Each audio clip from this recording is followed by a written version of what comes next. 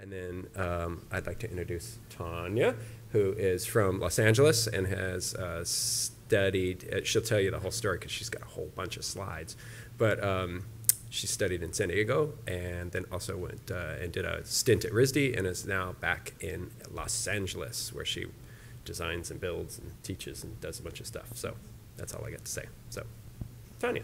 Awesome. Thank you. Okay. So thank you guys for coming. I'm Tanya Aguiñiga is the correct pronunciation, but it's really hard. So I'm going to start off with a little video.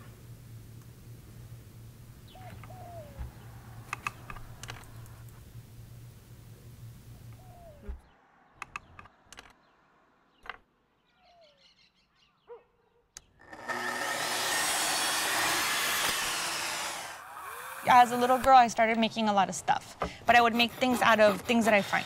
So I would go around and collect like trash and flowers and wires and all this stuff and just make a bunch of stuff and go sell it around Tijuana. Having grown up in Tijuana and being accustomed to using everything that's around you, you don't throw a lot of things away. I personally wasn't okay with just making art for art's sake or just making something beautiful for the sake of making something beautiful. You could make a fence for an entire house out of mattress springs, or you would make a fence for a goat yard with car doors. Some of the most beautiful things that I've seen, some of the most amazing compositions that I've seen are arrangements of trash. After you leave a place for how many years can you still consider yourself from there? It's been very weird to be here now for a third of my life in the US. Now that things are a little bit easier, I'm not the type of person that's ever been in easier, so it's been really weird.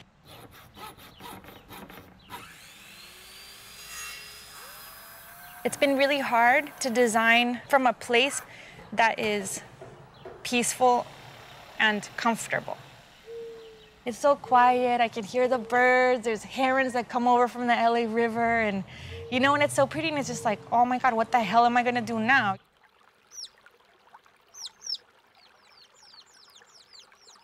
I've always been really intrigued by textiles. So I've been trying to think of more ways to incorporate different textile techniques into building furniture and also thinking about more ways to incorporate the mark of the female hand in craft.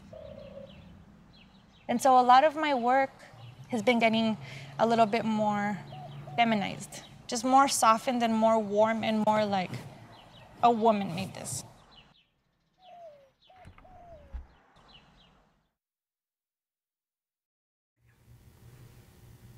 So that gives you, sorry, a little bit of background on me, so that I don't have to talk that much during the slides because I have a lot of slides. I'm really sorry. Let's see. Okay.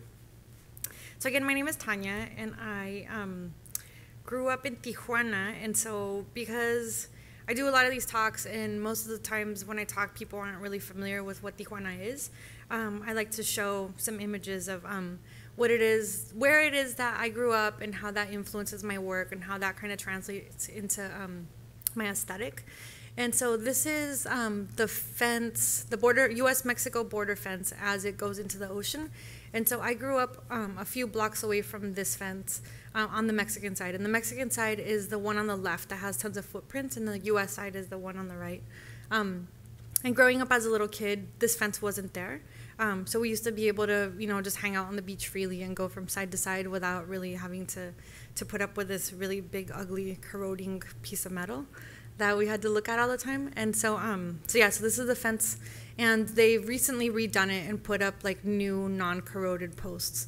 But these posts, this is a view through the border fence. Let me see there. So that fence right there that you see is actually, it's landing mats for jets that were used during the first Gulf War, during the Persian Gulf War, that they decided to recycle and use as the fencing material. So it's this like really thick corrugated steel. So that's another view through the fence onto the second fence, which they ended up building later. And so Tijuana is this really weird place that's not really Mexico. Just because, I mean, because it's on the frontier, it's just so heavily influenced by the U.S. and so just kind of influenced by tourism, and people are super ingenious in thinking of different ways to make people come over and spend money. And so this was, the donkeys painted like zebras was one of the things that we were mainly known for. That and donkey shows. But so Tijuana's not a very, a place with a very good reputation. And yeah, so it's, if Mexico City is the belly button of Mexico, Tijuana's definitely the armpit. So, and now, I mean, Nogales is beating us, so. But we're still a pretty rough little town. And so a lot of the stuff that I really enjoy about growing up in Tijuana is that people are so ingenious when they think of different ways to make money and to survive.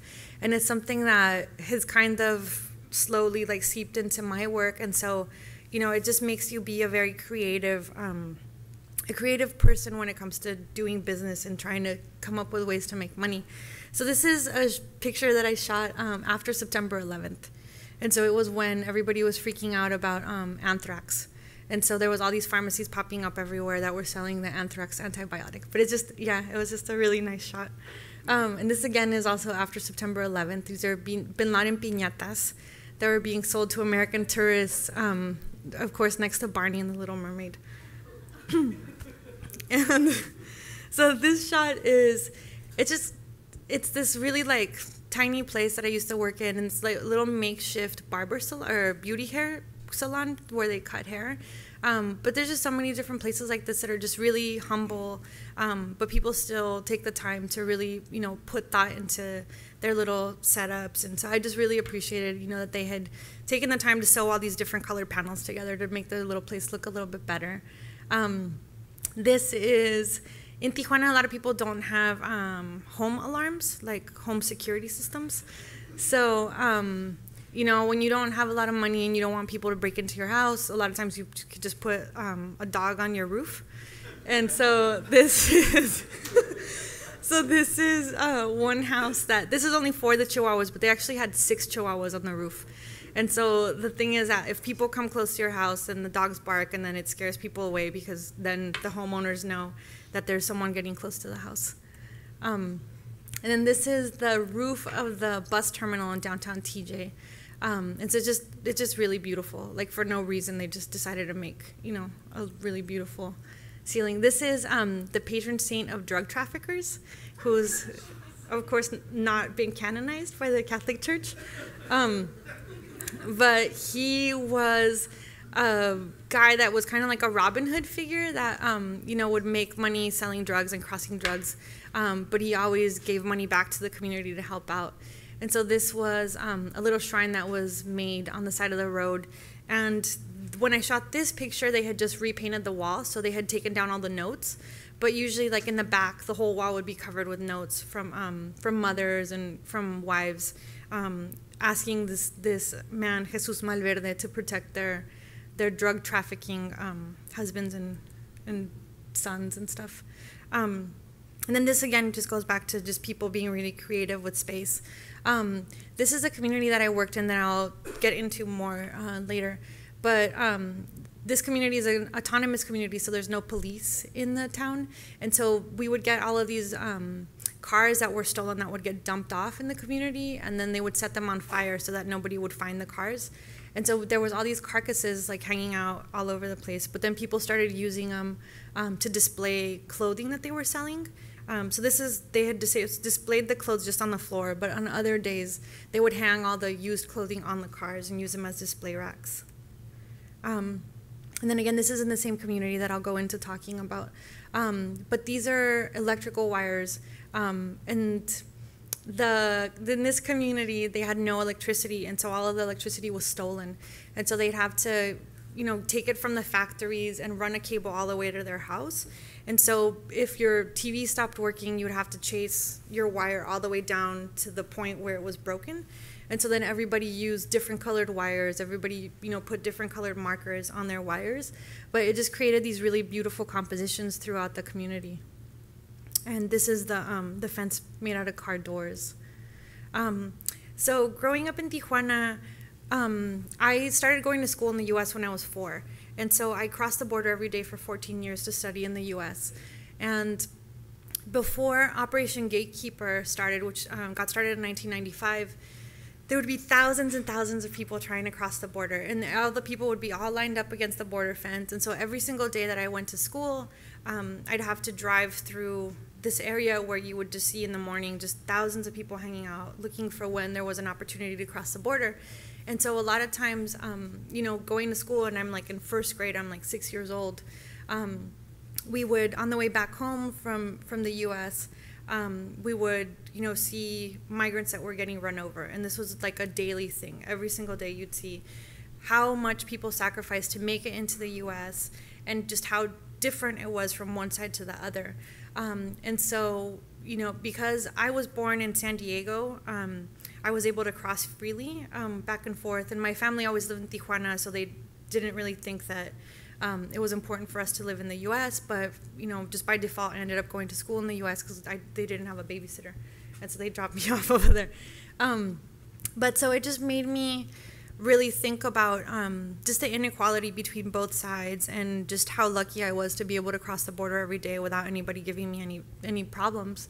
And so when I got a little bit older, I decided, you know, maybe I should be involved in stuff that talks about this border experience that, you know, helps migrants.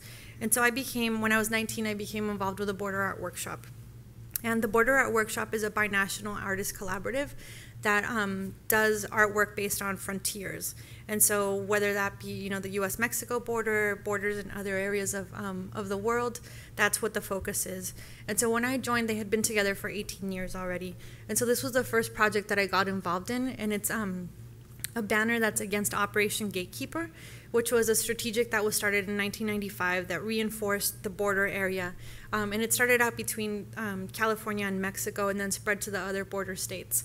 But within the first year of Operation Gatekeeper's enactment, it was 75% more deaths had happened, more deaths has happened in the first year of Operation Gatekeeper than the entire 75 years of Border Patrol history, just in that first year. So with the Border Art Workshop, I started doing these art installations that all dealt with Operation Gatekeeper. And so this is the border fence that's in the back. And so we installed all these crosses, and the light that's behind them is the lights from the Border Patrol cars. And so this was the first installation that I did on the fence. And all of these installations were all centered around specific times. So if it was International Migrants Day, if it was, you know, President Clinton was flying into Mexico, and all of these were right in front of the Tijuana airport. So when a dignitary would come into town, they would be forced to see this image and forced to deal with this issue. And so all of these installations that we did were done in cooperation with California Rural Legal Assistance. Global Exchange came down sometimes to help. So there was a lot of other community partners that helped. And we always did press conferences, and the Catholic Church was always really involved in them because they have houses that are for migrant aid. And so this is another installation that we did in Mexico City. This is a Zócalo, which is the main center in Mexico City. And on the left-hand side is the presidential palace, and where we are, like on this side, is the church. And so we installed this, we did this installation, and it's based on the signs that were in San Diego, which is the little left-hand corner thing, which is these people crossing signs that were in San Diego County, just because there were so many migrants that were running across the freeway that people were getting killed a lot. And so it's this really iconic image that isn't used anywhere else but in the border. And it's not being used anymore just because people complained so much that it was so much like deer crossing signs and like animal crossing signs that people complained that it was inhumane, and so they don't have those signs anymore. But it was always this like mom and dad with like this little kid flying. And so that's what the figures are supposed to be. And for all of these installations, we worked really closely with the coroner's office to get information about the person, if they knew the age of the person that had been found dead. And this is, again, all because of Operation Gatekeeper. And it was, people were mainly dying because they were reinforcing the area close to San Diego. And so it made everybody cross through the deserts rather than cross through the area that was more valuable property. And, you know, so people were no longer running through people's backyards to try to get across. They were running through the middle of the desert and dying of dehydration. And so this is a different installation that we had done. And so for this installation, again, because we were working really closely with the coroner's office, we were getting all these accounts that people had been drawing a bed in the sand and taking all of their clothes and all their stuff off and putting it around themselves to make like a little sanctuary for them to die. And so that's what this installation was about. So the cross is supposed to signify the people that had died from dehydration, and the bottles as well. And this installation went on for a mile. And this is a different one, again, working with the coroner's office, getting the information. This is a different installation in a different city. This is in Mexicali. And then this one, first we did it in Tijuana, and then we ended up doing it in front of the Senate offices in Mexico City. And then this is the border fence again.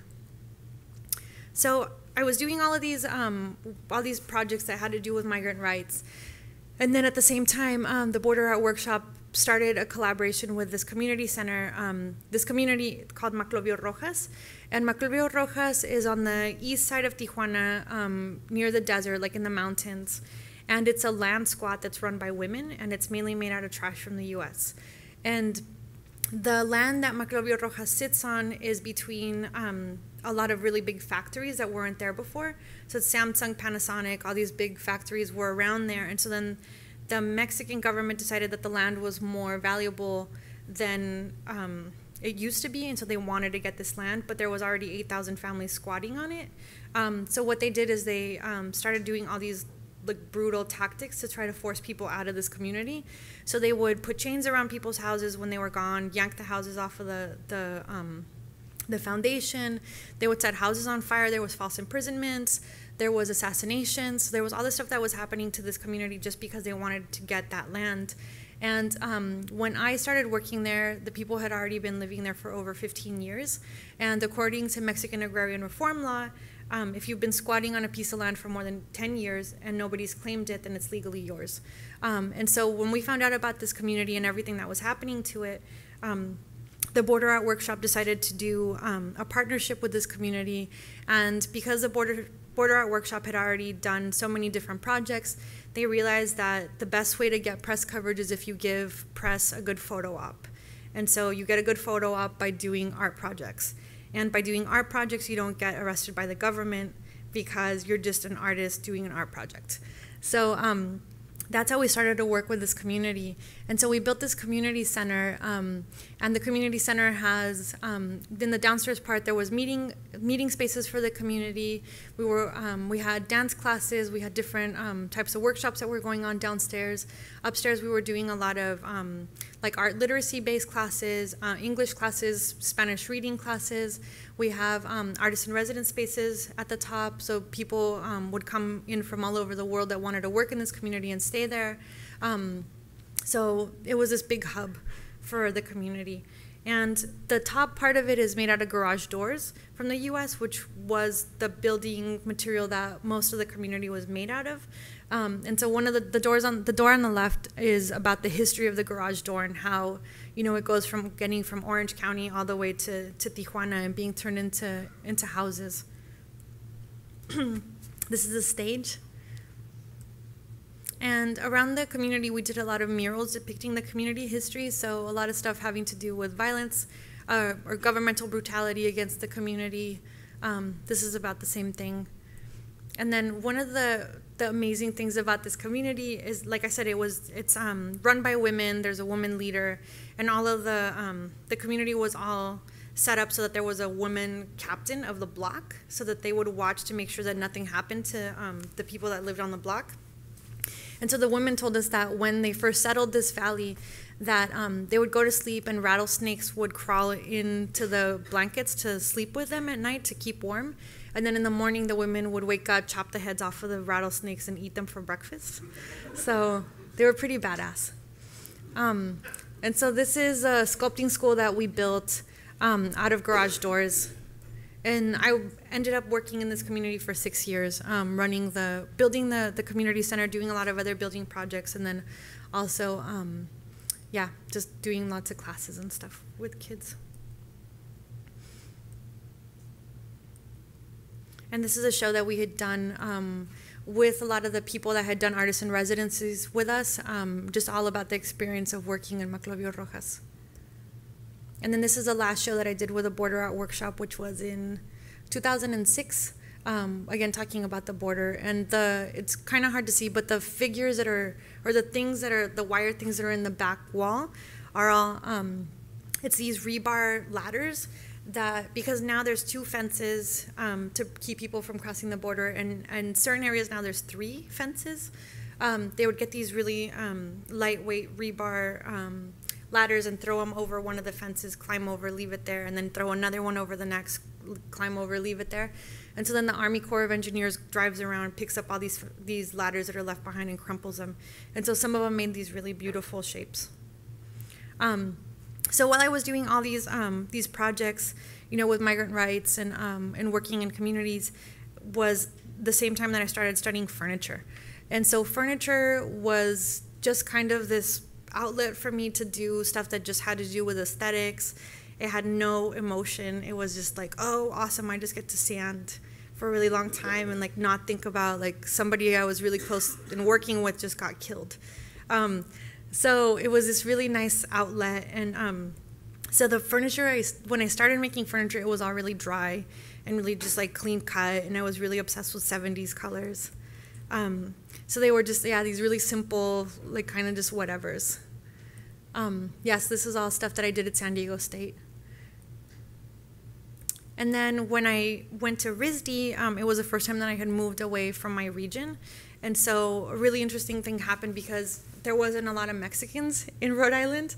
And, my family wasn't there. I was really like longing for warmth and things that I had been used to about my culture, colors, smells, hugs, things like that. And so when I went to Providence, the pieces that I was working on started taking on a little bit more context.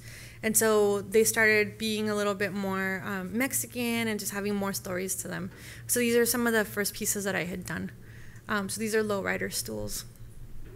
And then this piece was all inspired by me missing my family. And so I just really wanted to make a piece of furniture that hugged me back. And so I did this lounge, and the way that I did it was I came up with this shape based on like 7 different people's sizes from shortest to smallest, so I could fit them in there, and then started doing a bunch of tests. And so there's like, in all these slides, there's a bunch of process shots just for people that make furniture that are interested in seeing how I made the stuff. So it was like playing around with ergonomics and then playing around with fabrics and stuff like that. So then that's the final piece. So it's it doesn't look like there's anything on it until you actually start interacting with it, and then you fall into this kind of fetal shape. And then this piece was the piece that was most like in grad school that related the most to growing up on the border. And so it's a half chair that whose like shape is never complete until the light hits it a specific way, and then its second half is created by its shadow. And so it can never stand up on its own because it's always relying on a wall. And then just started making other pieces that just were a little bit more playful. And and so a lot of the stuff I'm going to go through kind of fast. And then just, started doing experiments with metal and just working with different materials. This piece was about, I had never grown up with nature, because in Tijuana there's no like naturally born trees. Everything is planted by people, and so I didn't know that trees grew closer than 10 feet from each other. And then when I went to Providence, I was like, oh my God, like they're all so close to each other, they're scary. So I was like, oh my God, like I really love nature, like I want to live with it. And so I ended up making this tree, which it's pretty horrible because it's made out of plastic and it's like very anti-environment. But at the time I was like, no, I want to make this tree that I like can live with and like have inside of my house. And so it's this big insulation foam piece that's then sprayed with like polyurethane. But yeah, so it was just like me wanting to live with trees inside my house after I got used to them. And then I started playing with textiles while I was in grad school. And so this is, it's a window shade that blocks the light. It's all woven, it's 80 ends per inch monofilament that's woven on a loom. And so it blocks the like people being able to see into your house, but then it charges during the day, and then at night it turns into this cityscape.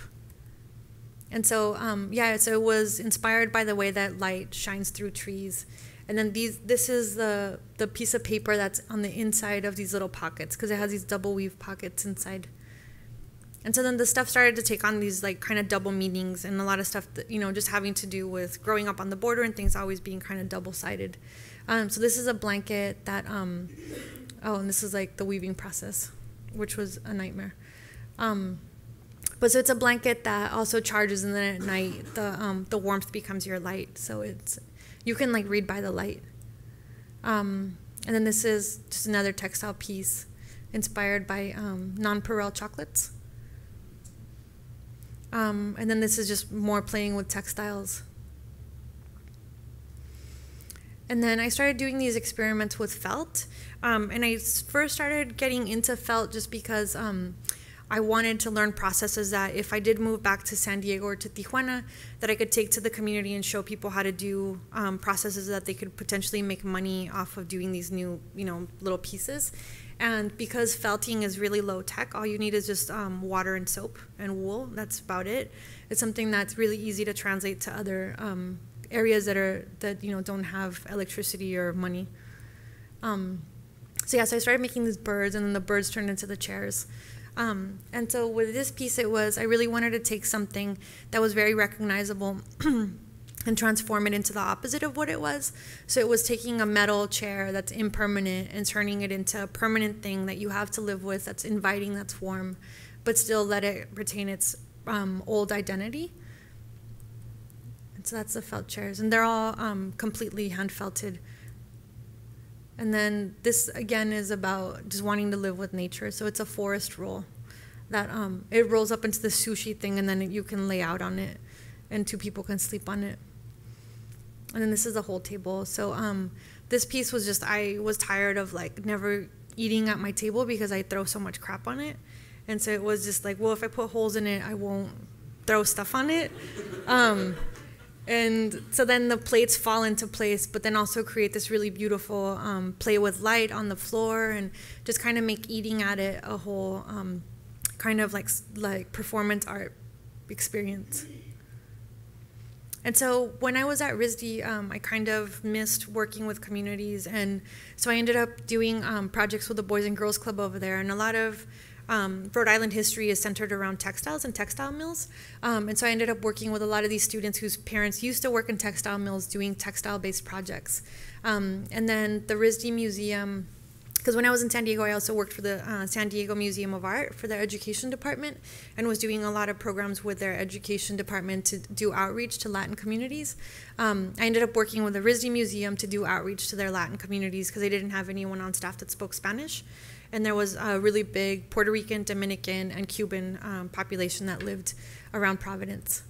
So yeah, so then just kept doing projects, working with other people. So then this brings us to now. So I live in LA, and this is our backyard. And the little shack thing on the side is my studio, my first studio.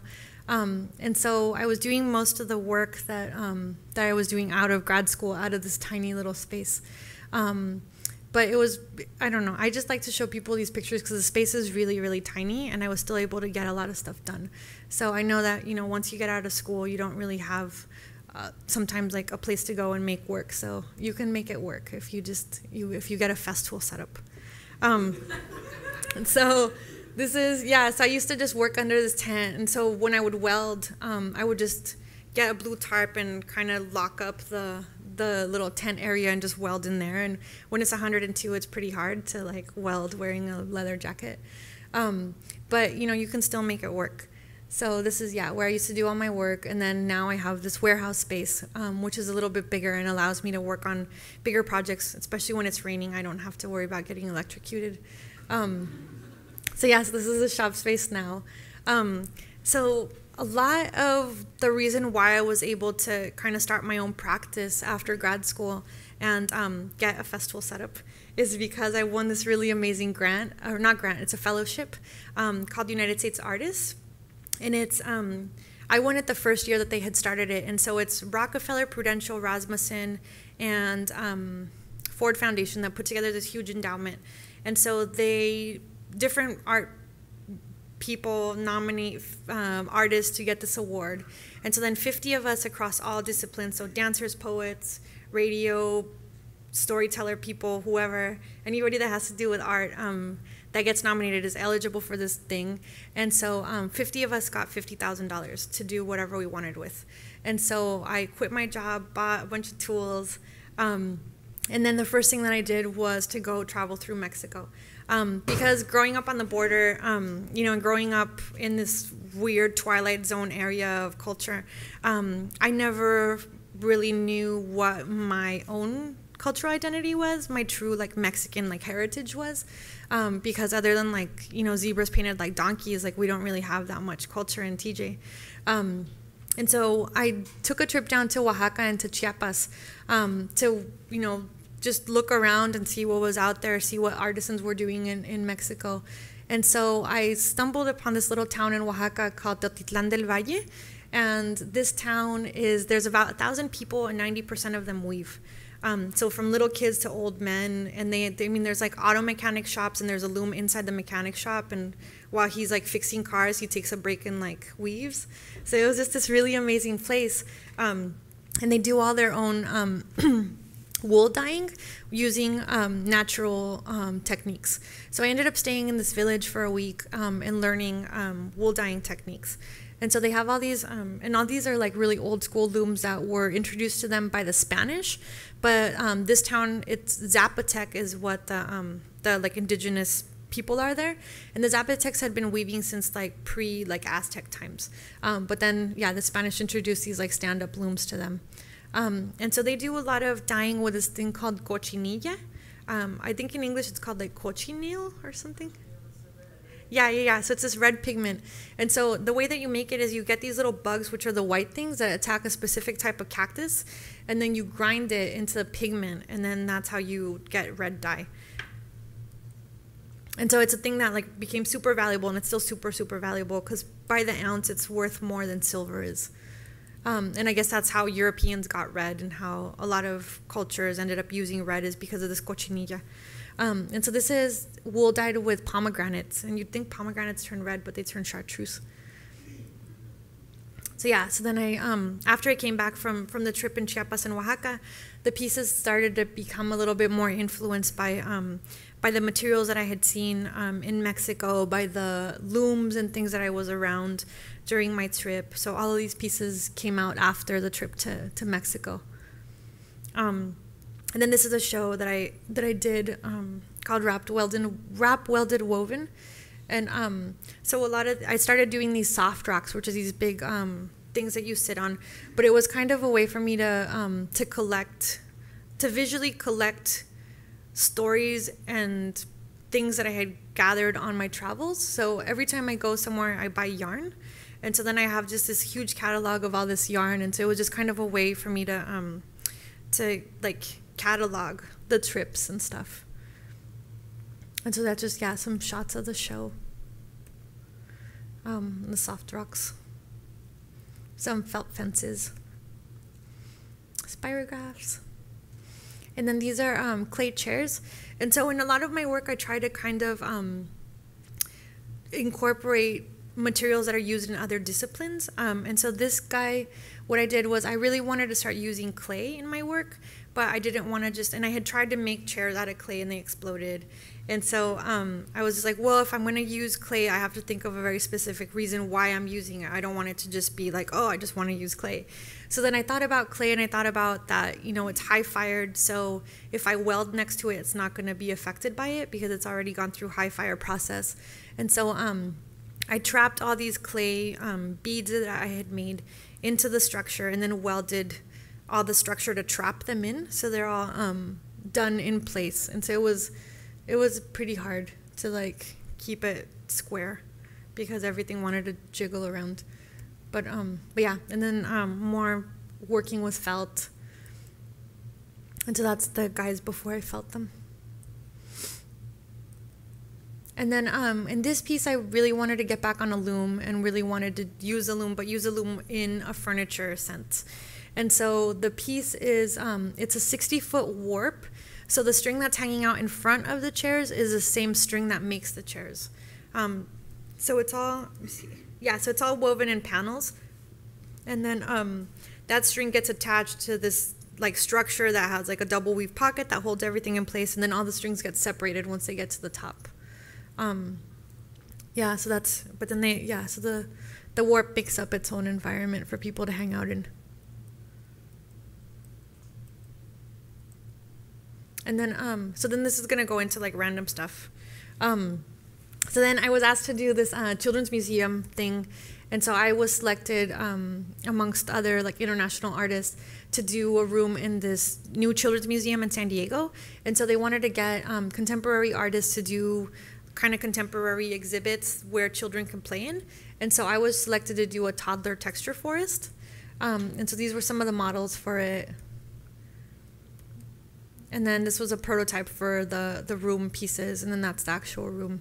And the whole thing was all made by hand by me and a couple people. But the super cool thing about this project was that I had never had to, like I never had a design brief where you have to communicate certain things with people that don't know how to speak and people that pee on things and like throw up on things. So it was pretty awesome because, you know, I had to design around like these very specific things, like, okay, what do I want to communicate and how can I communicate it with someone that like, you know, is this little and like can't talk to me. And it was super amazing. It was really awesome. So this little girl, this was like during the opening like gala thing. I had put these vinyl fish on the cement underneath this like soft pond where you can like pull the ripples out and like reveal the fish. And it was the cutest thing. This little girl like took off her shoes to put her feet inside of the fake water. And I was like, oh, like, so it was pretty awesome. It was pretty rewarding just to see that, you know, they intuitively do certain things. And so that was, yeah, what made the whole project worth it. And then there was areas that I had thought about, like, oh, this would be a perfect space for like a mom to breastfeed, you know. And then I walk into this room and this little girl's like with her shoes off in the fake water, and this mom is inside of a tree breastfeeding, like next to some squirrel. And I was like, oh, it's so sweet. So yeah, it was really cute. So through this United States Artist Grant or fellowship that I got, I was asked to do this pilot program. And so one of the 4 founding the institutions that gave money to United States artists is the Rasmussen Foundation. And the Rasmussen Foundation is based, it's old Alaska oil money, but they do all these like benevolent like things with artists now. And so they wanted to bring up artists from the lower 48 up to Alaska to work with Alaskan cultural institutions. And so I was selected to go up to the Native Arts Center in Fairbanks. And so I was up there for 5 weeks, and this was my first trip. I ended up going back there again last year. But this was my first trip, and so I worked with, because I was working with a Native Arts Center, I worked with indigenous artists from Alaska to learn some of their processes, to share some of my process with them, and kind of, it was a little like mutual inspiration thing. And so they taught me how to harvest birch bark. So this is me harvesting birch bark. But then I felt really bad for the tree that I took the bark off of. So then I went back, and not that this did anything for it, But I went back and I wrapped it with surveyor's tape, because I wanted to give it a little sweater, because you're supposed to harvest birch bark in the spring, and I harvested it in the fall. I mean, it still didn't die, but yeah. So this is what that is. And this whole birch grove is where I ended up getting a lot of my material from, and it's now been torn down and developed into condos. Yeah, so when I was there for 5 weeks, and so these are all the pieces that I ended up making in those 5 weeks. And it was pretty crazy, though, because I had never had to weld in 60 below zero temps. And metal freezes, and when you're trying to melt it, it doesn't want to melt. So it was pretty crazy, and I had to weld in like Arctic grade Carhartts. So it was pretty hardcore. But yeah, so this is just, there was no spray booth, so it's just like spraying outside in the snow. But again, like the spray paint doesn't want to come out when it's 60 below, and so it was hard. So yeah, so this sled bench was based on native sleds that were all around the Native Arts Center. This chair is based on, it's this Inupiaq spirit mask. So it's these masks that have a central figure in the middle that have these like kind of echoing shapes that go around the outside. And it's indicative of, or it's supposed to represent the goddess Sedna, which is half seal, half woman. And the seals breaking through the ice and making these circle shapes that kind of echo represent to them rebirth. So it's just these circular shapes that radiate from a central figure. So that's what this chair is based on. But then the central part is supposed to be a chair in like formal position, and then the outside part that echoes it, is like itself in a reclining position, which you can see on the right-hand side. And then this is just using the birch bark. But the birch bark, for some reason, people only use it for really small things. Like nobody really works with it in large scale. And nobody, as soon as I saw it, I was like, oh my God, it's a perfect veneer. But nobody really works with it as a veneer. So it was a really interesting process, just because to me it was really like, oh, this is what should be done with it. But then a lot of the Native artists were like, oh my God, like I have never seen this done before. So it was pretty cool. It was cool for them to see how to bend wood and stuff like that too, using like bending ply, where they do a lot of steaming with like yellow cedar and stuff like that. And then this birch bark I ended up putting zippers on. So that I could zip it onto other things like light posts and like metal posts, and just kind of put bark back on things that should have had bark or something like that. And then this is, I got asked to do these Design Miami design performances. And so it was felting in front of live audiences. And so I was one of 4 Americans asked to do, was there 4 of us? Yeah, there was 4 of us, 4 Americans that were asked to come and do these performances during Art Basel, and I was the only woman. So yeah, so we were doing these live performances, which kind of sound nice, but it was a lot of drunk people coming over and like messing up my felt. Yeah, and then I ended up going to the Delaware Center for Contemporary Art to do a project out there. And so when they asked me to do a project in Delaware, I thought, well, you know, if I'm going to propose something for Delaware, I'm going to look up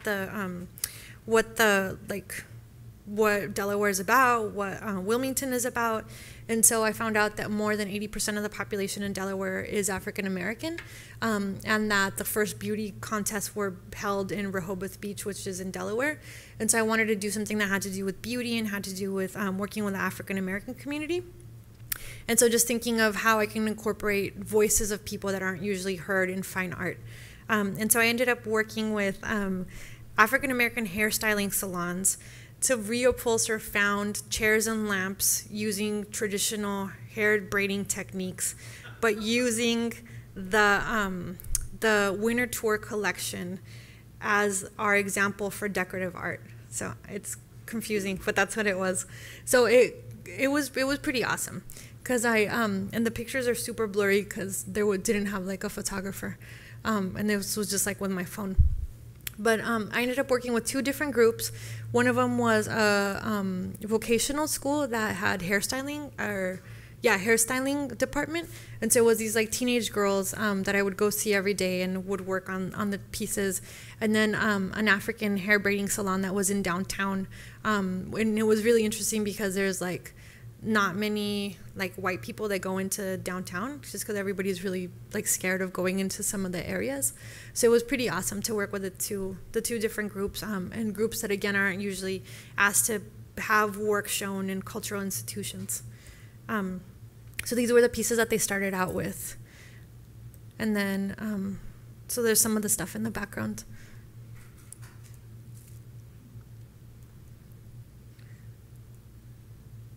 And it was really cool because working with the teenagers, a lot of the teenagers obviously had never worked with power tools before, and since they were all girls, and it was really awesome to see how their personality changed once they were given like power tools and were let to use it on their own.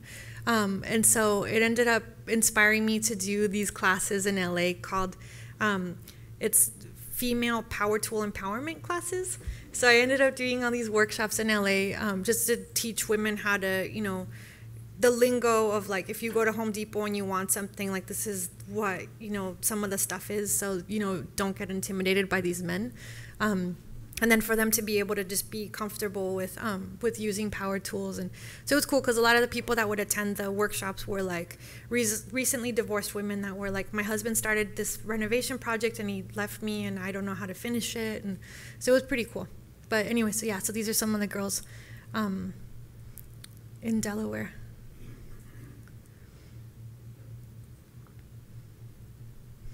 And then, yeah, so I ended up going back to Alaska last year. And so I worked again with a Native Arts Center, but then this time I didn't want to focus so much on just making like a bunch of work. I wanted to kind of travel around Alaska and interact with more people and kind of learn a little bit more traditional techniques. So this is me up in Barrow, which is the top of the world. So it's the northernmost city in the continental United States, and so it's where polar bears live, and it's above the tree line. So there's no trees, there's no mountains, there's nothing. It's just white tundra. And so when you land, you can't tell like what's the sky and what's the ground. You just land onto this like kind of moon surface. But it was pretty rad. And so yeah, so there's no trees. So this is like this is the Barrow summer camp, because there's like the part of town where like people live, and then there's this part of town where people go to spend the summers, but it's just like a few blocks away. And so this is the summer camp. And so to make themselves feel like they have trees, they made these little like palm tree type things. But what's hanging off of the palm trees it's actually baleen. So it's whale teeth. But yeah, and so in Alaska, a lot of people work with, because there's not a lot of resources up there. People use every single part of the animal for something. And it's something that was really amazing to be around, and it's something that kind of resonated with me and my experiences growing up in Tijuana, because over there maybe you'll make a fence out of like tires, but in Alaska you'll make a bag out of like the whale's stomach or something like that, and so it's different, but it was still something that really I felt a really big connection to to Native Alaskan culture. And so these are dolls. There's tons and tons of different indigenous groups in Alaska because it's so big. But these are dolls from different cultures, and they're made out of it's like seal gut parkas that the dolls have, and then the faces are made out of salmon skin. And then this is a moose heart pouch. So it's like the bag that holds the moose's heart together, but they turn them into like satchels. And then these are a bunch of different dolls from different tribes, because again, there's just so many different indigenous cultures up there. And then, so one of the things that I really wanted to learn was how to do skin sewing. So this is me learning how to sew salmon skin, how to prepare skin to sew it. And then this is me learning how to sew walrus stomach. And this is in Anchorage. And then I also learned non-native techniques like, doing casting and printmaking stuff that I had never done before. And I was asked to participate in the 20th anniversary of the Exxon Valdez spill. So I was there doing candlelight vigils and like poetry readings and stuff like that. This is working with an Inuit carver to learn how to work with ivory. And this guy was really awesome because his family is one of the families that settled Barrow, his family was the first one to get to that town that I was in. And I actually stayed with his relatives up there, which was a whaling family. So I stayed with the whaling captain up in Barrow. And it was really amazing because talking to him, he was telling me about his family grew up nomadic, and so he remembers like distinctly when he first had interaction with Western people and how they smelled, and how when he was first forced into like Western clothes, how like rigid and cold it felt. And so it was really interesting talking to him about just his experience, you know, first being introduced to Western culture, and how he didn't know you know, what country was. And they found them on the ice, and they told them, you have to claim a country. And they were like, what are you talking about, you know? And so they were like, Canada or US. And so they were like, what? So so it was super awesome up there. And so I ended up making these pieces, which is this is a tea that's made out of paper mache. And so it's based on the mounds of snow that were around the studio, and then the fish scales. So it's all little tiny pieces of white paper that are all scaled together. And it's made out of blue foam, which is a big construction material in Alaska. So like a lot of outhouses are made out of blue foam, because blue foam doesn't freeze. So when you sit down to go to the bathroom and it's 40 below, it doesn't feel cold. So using their materials up there, because it's hard to get stuff up there. And so so just working with a bunch of other stuff, and ended up casting icicles, which it was pretty difficult, because most casting materials that you think of react with cold or react with water, or it was really hard. So we went through 23 different experiments until we finally got one to work. And then this is a project that I did in Grand Rapids last year, and so it's this project called Furniture City. And so when I was asked to come and do a project in Grand Rapids, I was like, well, I don't want to come and do a project in Grand Rapids until I know what Grand Rapids is about. And so I did some research and found out that it used to be called Furniture City, and there was over 8,000 furniture manufacturers there at some point since the 1800s. And so what I did was I got chairs donated from different furniture manufacturers in Michigan. I couldn't do it just Grand Rapids because there's not a lot of companies left. So it was working with, you know, Herman Miller, some Knoll stuff, with Kindle, Shawwalker, a bunch of different, steel case was a really big part of it. And so they donated the chairs, and then I felted them. And so through the process of felting these chairs, I don't really like to felt a lot of chairs unless like it's a special project. But for me, because you end up spending so much time with them, it's kind of a way for me to get familiar with every single line of that design, and to get kind of close to what I think maybe the original maker or designer was thinking when they were doing the chair, because I ended up spending anywhere from 30 to 60 hours just hand rubbing a chair. So you just really get to know every single part of it. And so this one took 64 hours. But the cool thing was, because it took so long to do it, and this show, it was this crazy thing called Art Prize that it was part of. And so we had a specific amount of time to do the whole show. And so I ended up working with a lot of furniture designers and makers in town that volunteered to felt with me. So it was the first time that I got to hang out with a bunch of furniture makers to work on my stuff. So it was a pretty interesting process. So that was this is the Furniture City show. And so the furniture was supposed to look like it was coming out of the city, out of the buildings, and the designs were kind of being born of Grand Rapids. So that's what the string is supposed to be. And then the back wall, which is this big white thing, is a list of all the furniture manufacturers that were in Grand Rapids. So that list has about 8,000 of them. And there was only like less than 100 that were left.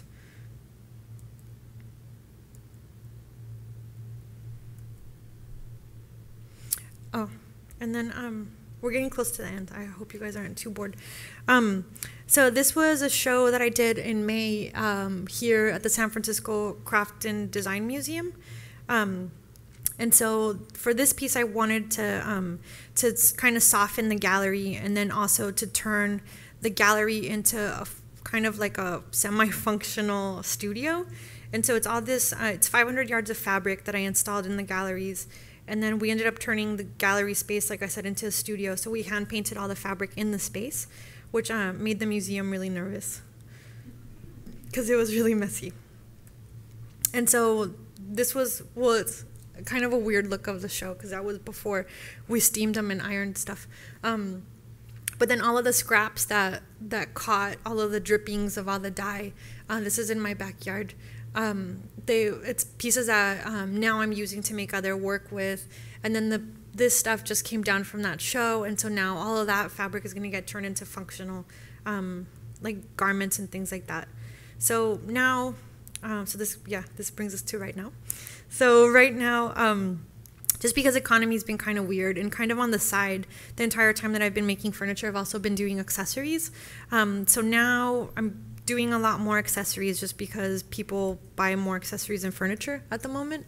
So it's something, like I said, that has kind of stayed with me because of, growing up in Tijuana, seeing like all the hustle that people do, is that now, I do a lot of different things, not just furniture.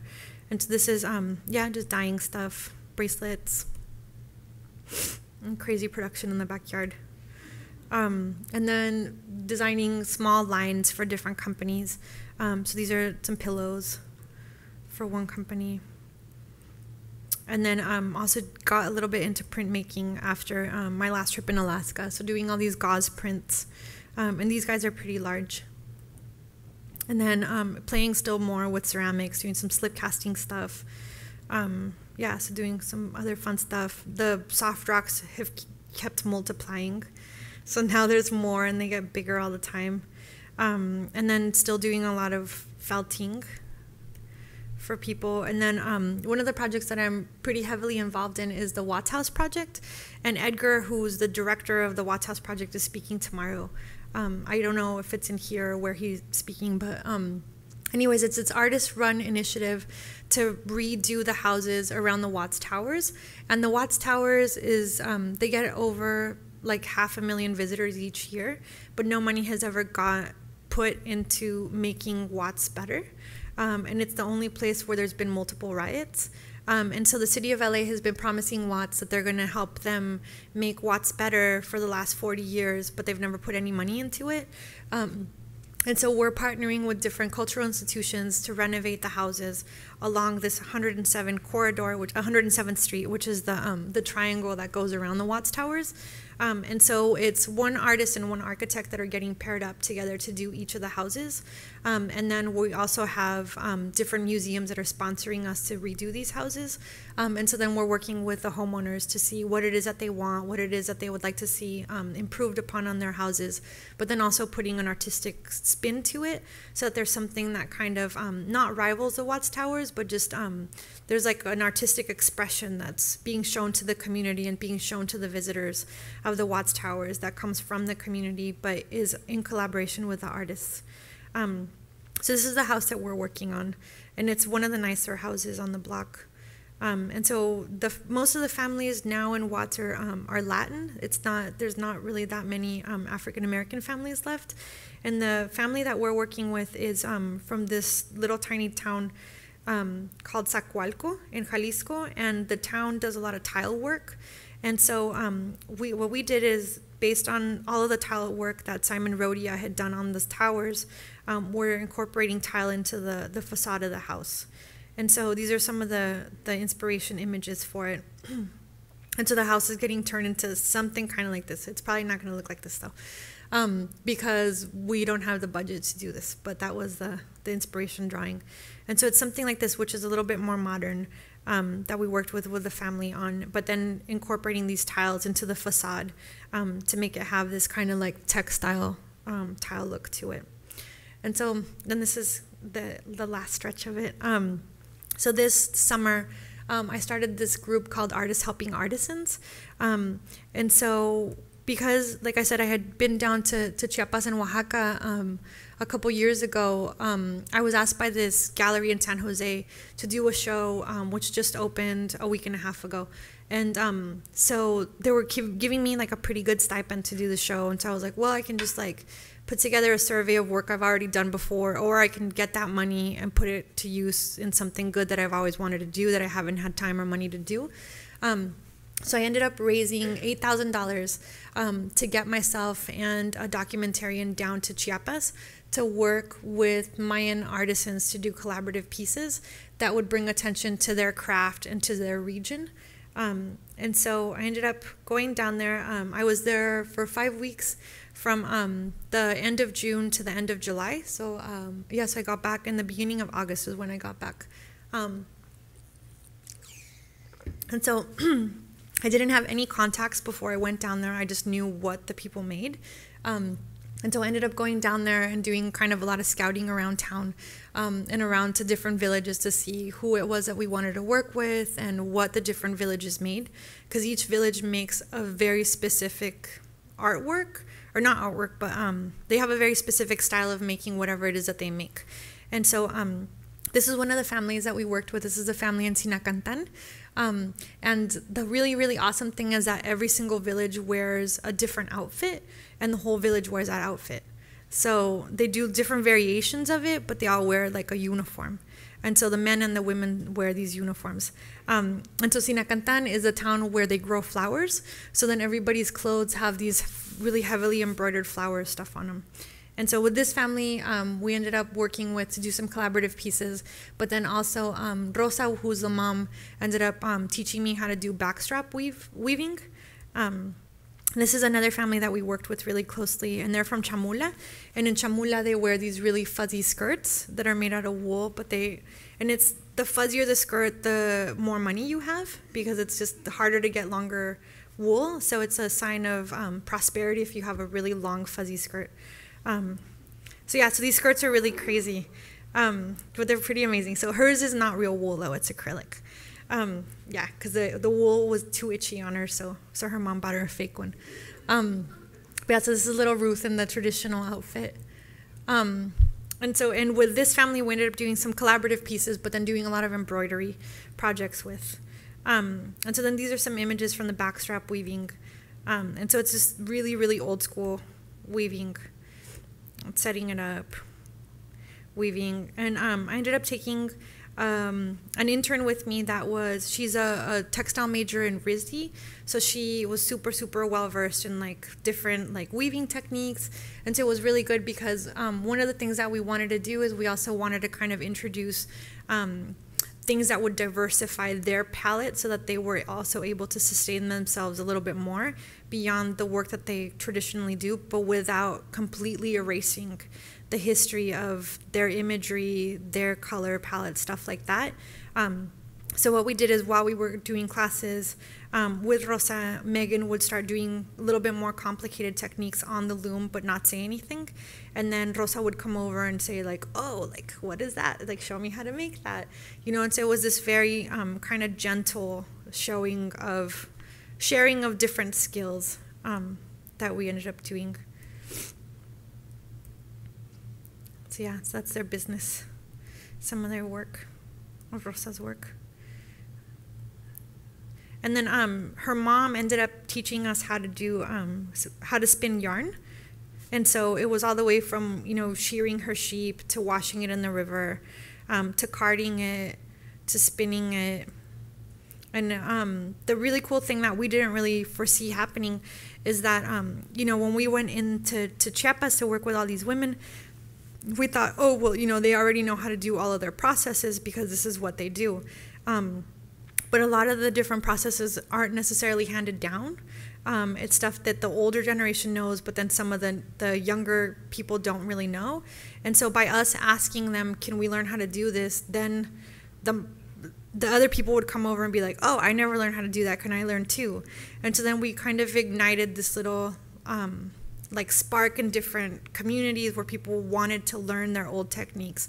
So so we did something that I think was the most significant thing that came out of it was that we by accident ended up getting them to learn their own processes that they didn't know.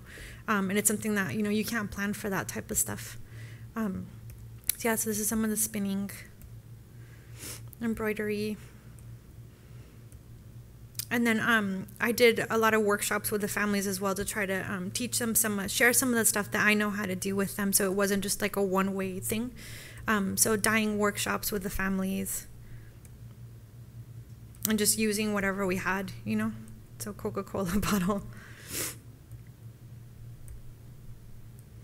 And then there's tons and tons of sheep in this region, but nobody felts. So felting workshops with the families.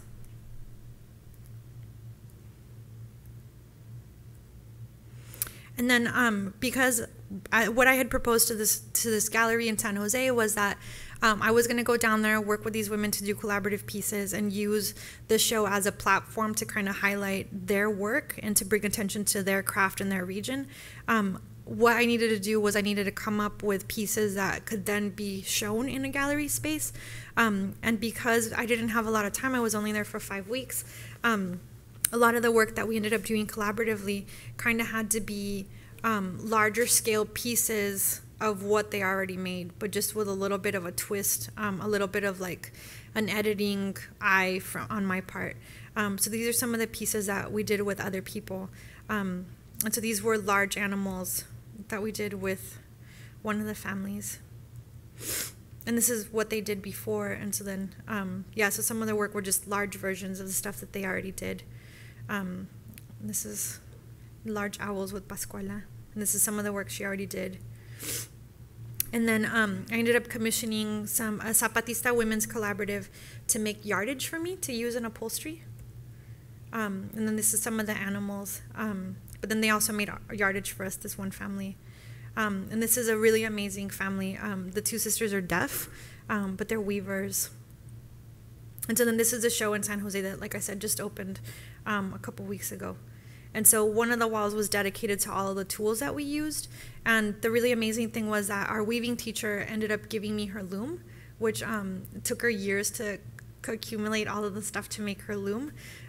So it was really amazing that we were able to have her like original, belt and all of her stuff to put in the show. And it's crazy because the town that's 5 miles away from where they live is the town where you buy all the supplies to weave with. And so, when she gave me her loom and I told her, well, you can just go to Chamula and buy one again if you need one. And, because she said, oh, it's going to take me years to put this together, but I want you to have it, And so then when I found out that they sold it 5 miles away, I was like, well, I found out you can buy it 5 miles away. And she was like, oh, but we can't afford to go there because it's $4. And so it's just this working down there was just like this whole just eye-opening experience of just how small and rural places are and how kind of insular places are and how that helps to really protect the culture, but then at the same time kind of keep them from growing, And so, of course, I ended up giving her like the money to buy a new one and giving her money to get her family to this town. But it was just crazy. And another really interesting happened that with the same family is that she didn't understand the concept of country. So she would ask me, oh, is it true that in Mexico people don't eat tortillas? And I was like, everybody eats tortillas and you're in Mexico, And she was like, what do you mean? And I'm like, you're in Mexico. Like, you live in Chiapas, which is a state in Mexico, And she'd be like, what? Like, what are you talking about? And so it was this super, super eye-opening thing. And so these are the large animals that we did in collaboration, and then the small animals that they already. So this is their existing work. And then the ones in the back are the pieces that we did collaboratively. And then this is the stools that I made based on the shapes of the animals. So it was inspired by like the little legs of the animal bottoms. But then all the fabric that I used is all hand woven by the Zapatista Women's Collaborative. There's another view of the show. And then a 10-foot by 16-foot weaving that I did for the show as well. But yeah, so that's some of the thank yous and lists of things. But that's it.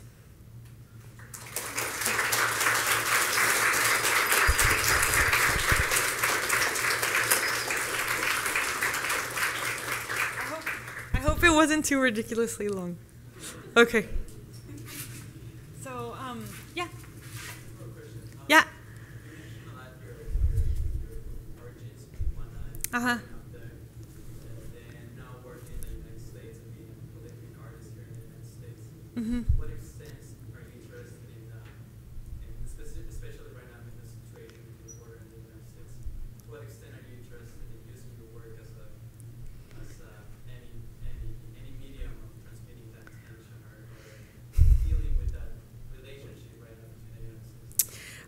I was more interested in it before than I am now. I think because before, when I was in the middle of it, I kind of felt this very like immediate need to talk about it and to be really like rawr. But now, I don't know, it's really hard. It's like I'm a vegetarian. I've been a vegetarian for a really long time, but now I eat fish, you know? And so I think it's kind of like you have to choose your battles, and you have to kind of choose where you put your energy into. And because I haven't lived in Tijuana now for 7 years, I kind of feel a little bit separated from it. And I kind of feel like my energies are much better spent, like this Chiapas project, like helping people that don't have a voice, that are kind of getting looked over because of all the violence that's going on, you know. And I kind of feel like a lot of the stuff about Tijuana and all the like drug violence and stuff like that that's happening, there's people that are in Tijuana, that are artists in Tijuana, that are doing work about it, that I think because they're in the middle of it, I think their work maybe resonates a little bit more, where like, because people aren't traveling into Mexico anymore because they're so afraid to cross the border, they're so afraid that they're going to get kidnapped. Places like Chiapas, places, you know, that are a little bit more rural, aren't getting the tourism that they used to get. And because they're not getting the tourism that they used to get, these artisans can't sustain themselves. And so, yeah, so I guess I'm kind of, like, my work is just, in the last, I guess, like 5 years, has just become a little bit more craft-centric, where I don't really feel the need to be that, like, outright political about stuff anymore. Like, I kind of feel like my work is more personal, and it's more about my current issues that I'm going with, or my current, like, obsession with, you know, connecting myself to other makers and stuff like that. And so before, I think it was more like, oh, you know, like, there's, because I was in the middle of it. And so it's something that I think, you know, like, making craft is like a political thing as well, you know, choosing not to go into like a profession where, you know, I'm fixing computers or something like that, you know, choosing to not use a bunch of machines. I don't know. So yeah, so it's not that important anymore, but you know, but it's still something that I really talk about, because whenever I do these lectures, you know, a lot of people don't know about like all the inequalities that happen at the border because of immigration policies, because you know, that community that I worked in, Maclovio Rojas, a lot of the stuff that I had to deal with was also, you know, like the US dumping battery acid like in the water system, and then me having to deal with all my students getting lead poisoning, you know. So it was a lot of stuff that I was dealing with that I feel, even though I'm not making work about it, the fact that I'm talking about it, you know, with like educated audiences when I do these lectures, is kind of still doing a little bit of its part, you know. So yeah. Any other questions? Yeah. How do you get your people to stick to furniture? I texturize the chairs first so that the wool will like grab onto something, and then the chairs are all wrapped in raw wool, and then it's all wet felted, so it's all just like hand rubbed with soap and water. And so having the chairs have a little bit of texture makes it like stick on. So it's just like making one giant like knot, like dreadlock, like around it, and so it makes like a seamless skin around it. More questions? No? Yeah. How long is your fellowship for? It's actually not, well, because it's a fellowship, it's not a grant. They just give you the check, and you're not accountable for it. Yeah. So it's I mean, some people like got like root canals, some people bought houses. So it was just like for you to do whatever you wanted to do with it.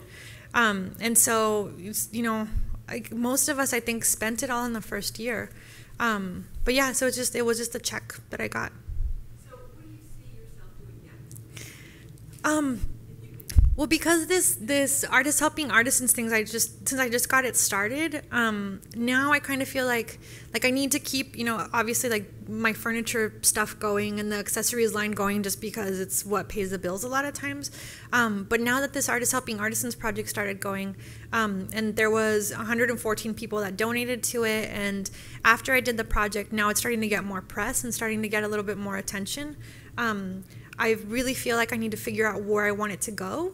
And since this was kind of like a pilot program that I did in Chiapas, I really need to figure out if I want it to focus on like the fine art route of things, or if I want to focus on, you know, trying to get them to do a little bit more production for like larger companies, or what the best way is for me to help artisans.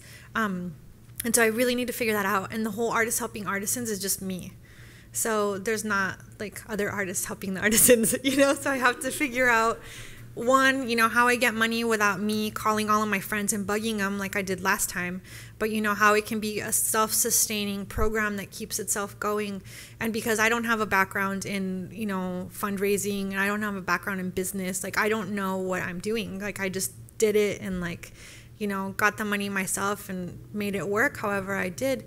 But I just, yeah, so I feel like I need to figure out what I'm doing next, because I've already started to get more donations for people wanting to see this go through. And so it's a matter of, you know, do I go back to Chiapas, work with the same families again to kind of cement that relationship that was started and not just let them, you know, like fly by themselves, or, you know, where the next project is, and, you know, possibly trying to do something in the US, because there's a lot of areas in the US that also need the same type of help. That would be a lot easier for me to logistically work out, because since I went so rural in Chiapas, the people that I worked with have no telephones, they have no internet, obviously. There's no post office, so there's no way for me to send them stuff or for them to send me things.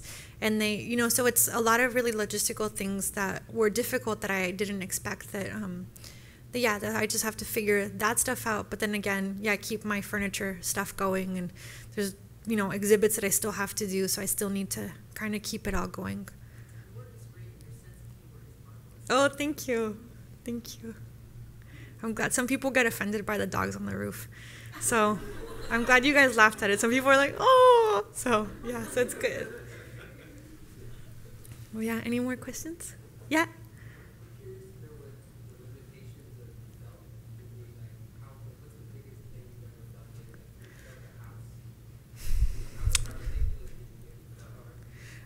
You could get pretty ridiculous with it, because I mean, the like tradition, or how felt started was with like Mongolian, like traveling, like with Mongolian nomads, and the cool thing about wool is that if you don't wash the lanolin out of it, which is like the animal's natural oils, wool felt is waterproof.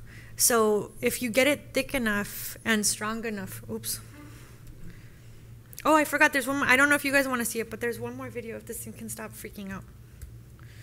But yeah, so you can do like pretty hardcore stuff with it if you get it thick enough. It takes so much.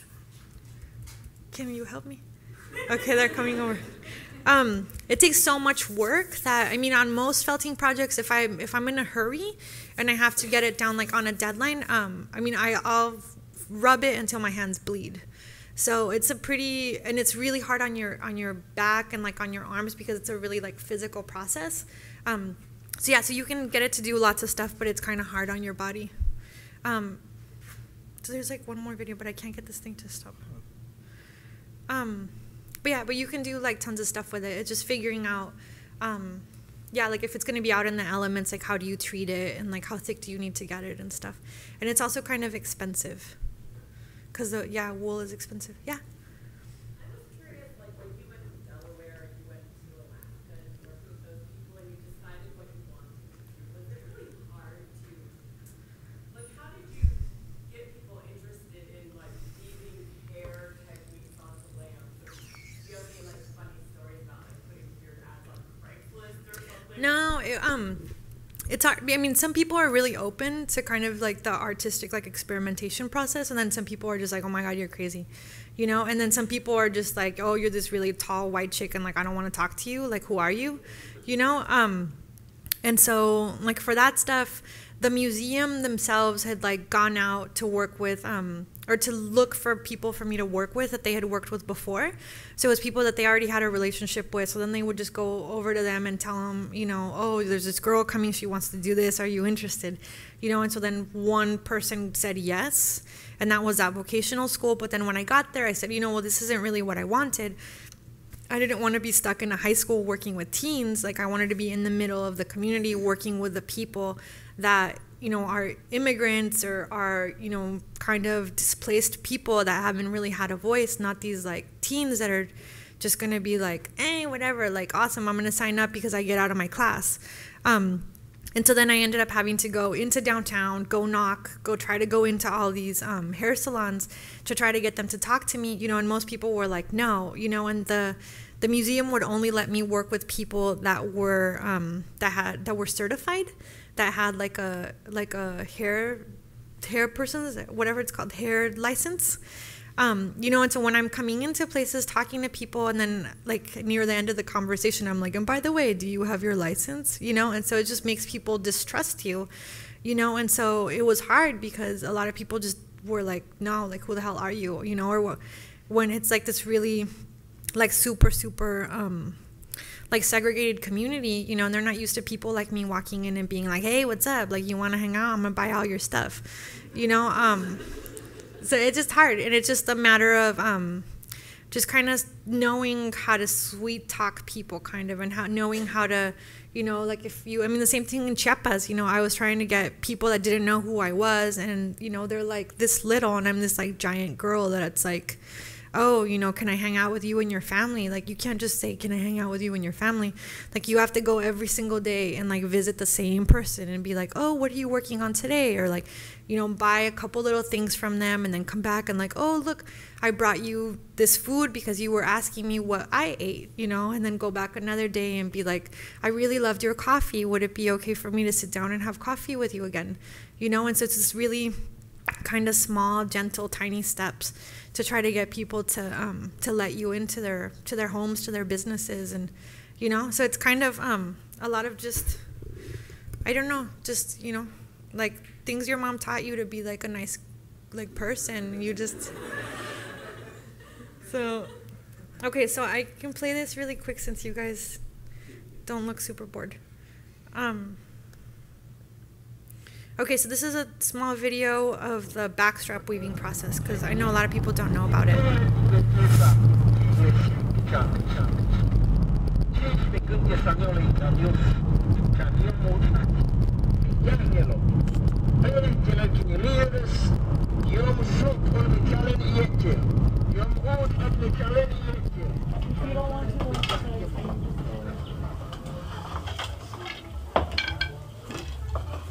Mira, siempre se va así. Ajá. ¿Así? Sí.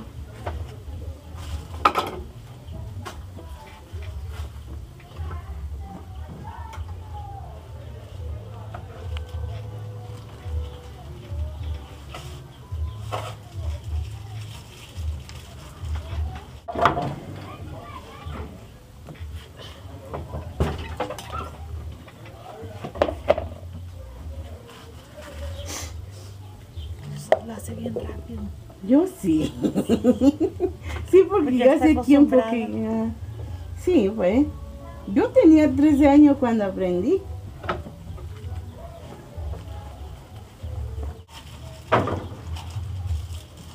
¿Y hace usted de más diseños o siempre nomás los triangulitos? Yo sí, varios. Sí, varios. A veces lo hago así con flores también.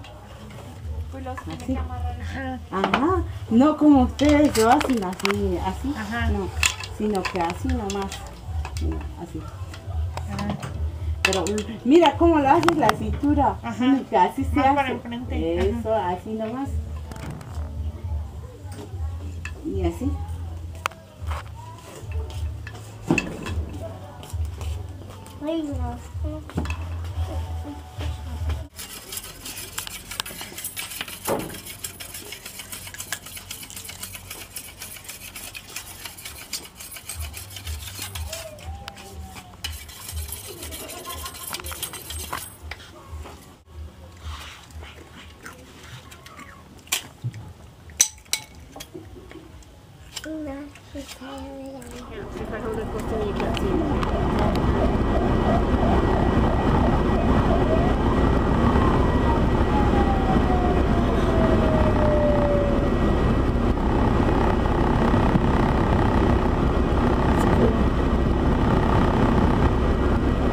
Paga esto para que oigas.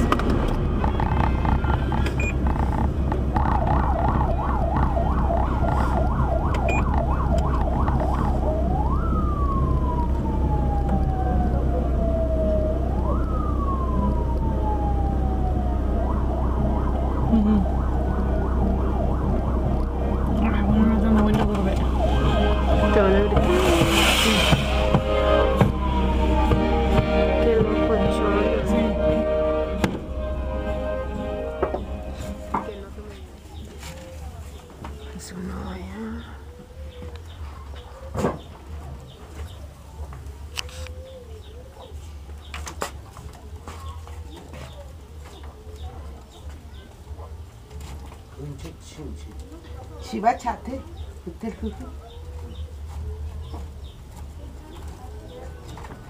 Caroli reina. Ha?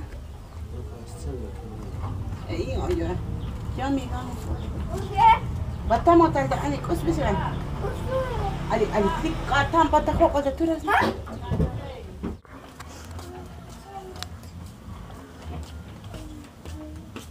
Bueno.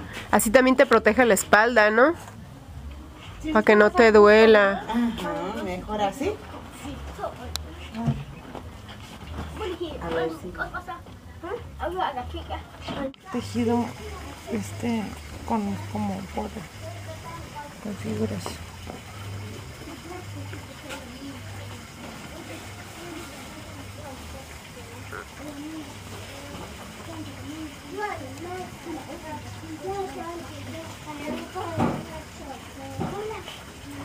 Esa mosca no me deja en paz.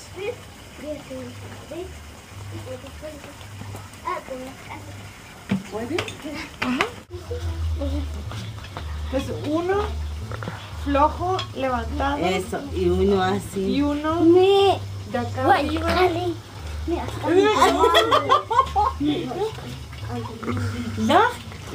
Kunin.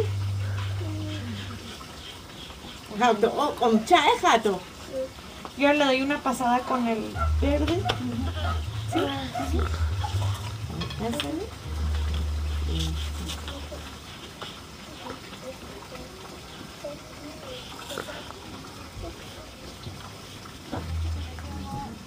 Y ya luego le bajas, es que no debe de bajar. ¿Le quitó esta? No, hay que esté todavía. Lo hacemos así. A ver, hazte flojo. Eso, así. Hay que estar.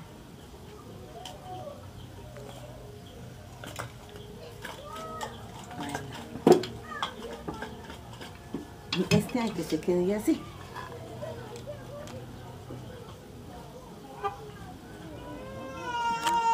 Carolina, mucho las más, Kunen. Mucho las más. Menina, wat wordt de mother? Menina, wat wordt de mama mee? Mala, wat kan de mother? Mala, wat kan de mee?